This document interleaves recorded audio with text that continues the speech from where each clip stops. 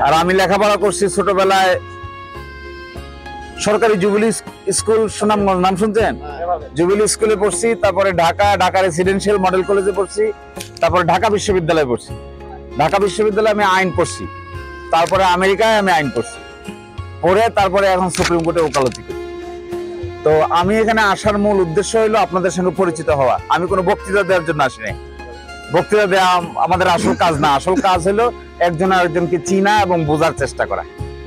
আসলে রাজনীতির এমন এক বাজে এক্সাম্পল তৈরি হয়েছে, বাজে উদাহরণ তৈরি হয়েছে যে একজন আরেকজনের বিরুদ্ধে প্রতিশোধ নিতে ব্যস্ত হয়ে যায়। এইগুলি আসলে প্রকৃত প্রস্তাবে কোনো রাজনীতি না, এগুলো হলো এক ধরনের কূটনীতি। আসে গ্রামের মানুষ মিলেমিশে থাকবে, এটাই মূল রাজনীতি। এবং এখানে ধর্ম, বর্ণ, জাতি কোনো পার্থক্য থাকার কথা না। আপনি আপনার ধর্মের কাজ করবেন, আমি আমার ধর্মের কাজ করব।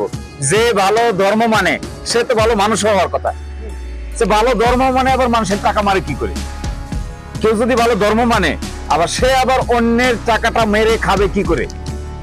ভয় থাকার কথা। তো যদি ঈশ্বরের প্রতি ভয় না থাকে, আল্লাহর প্রতি ভয় না থাকে, তা খালি ধর্মমান আর ধর্ম কি, এর বাইরে ধর্মটা কি?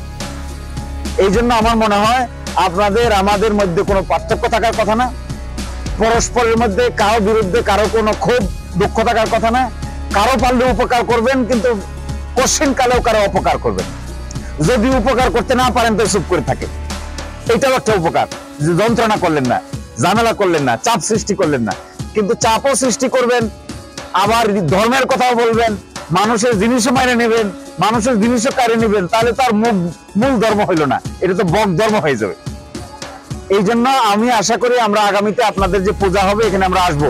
এই পূজায় আসলে আপনারা আমাদেরকে আপ্যায়ন করবেন। আমরা এখানে আসবো, আপনারা আমাদেরকে আপ্যায়ন করবেন। আমরাও আপনাদের জন্য যথেষ্ট সামর্থ্য আছে, আমরাও হাদিয়া তোফা নিয়ে আসবো। এবং এটা পূজা উপলক্ষ হবে, সম্ভবত ইংরেজি মাস 9 তারিখ থেকে শুরু হওয়ার কথা সম্ভবত। ইনশাল্লাহ এই সময় আমরা আসবো, আপনাদের সাথে আমাদের আরো বন্ধুত্ব হবে, আরো সম্পর্ক হবে, আরো একজন আরেকজনকে চেনার সুযোগ হবে।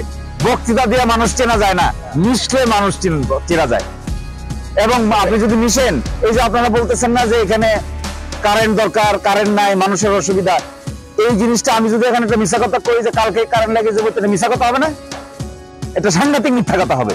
কিন্তু আমি যদি বলি যাচ্ছে দেখি কি করা যায়, একটু চেষ্টা করি, আমরা ঢাকা গিয়ে আলাপ করি, এই রহিমা আফরোজ আর এর সাথে কথা বলি, পল্লী বিদ্যুতের সঙ্গে কথা বলি, তাদেরকে এক টেবিলে বসানো যায় কিনা, আলাপ করে সমাধান করে দেওয়া যায় কিনা, এটাই হবে আসল কাজ। এটা না করে আজকে এটা করে ফেলবো, সকালে এটা করে ফেলবো, বিকালে এটা করে ফেলবো, আসলে কিছুই হবে না। আপনারা মনে করবেন আমি একটা মিথ্যাবাদ দিল। তো এইভাবে সম্পর্ক বিল্ড আপ হয় না, মিথ্যার উপর কোনো সম্পর্ক বিল্ড আপ হয় না। সম্পর্ক বিল্ড আপ হবে হলো সত্য কথা দিয়ে, সত্যের উপর ভিত্তি করে সম্পর্ক হবে। আমার ধারণা আপনাদের সাথে আমাদের আরো অনেক কাজ করার সুযোগ হবে। আমি সামনের পূজার সময় আসব, এই সময় আপনাদের সঙ্গে আমরা আরো ক্লোজলি আলাপ আলোচনা করব। আর সবাই আমাদের জন্য দোয়া করবেন, আমরা যেন আপনাদের সাথে এইভাবে মিলেমিশে কাজ করতে পারি। সবাইকে অসংখ্য ধন্যবাদ, অসংখ্য ধন্যবাদ এবং অসংখ্য ধন্যবাদ। আল্লাহ।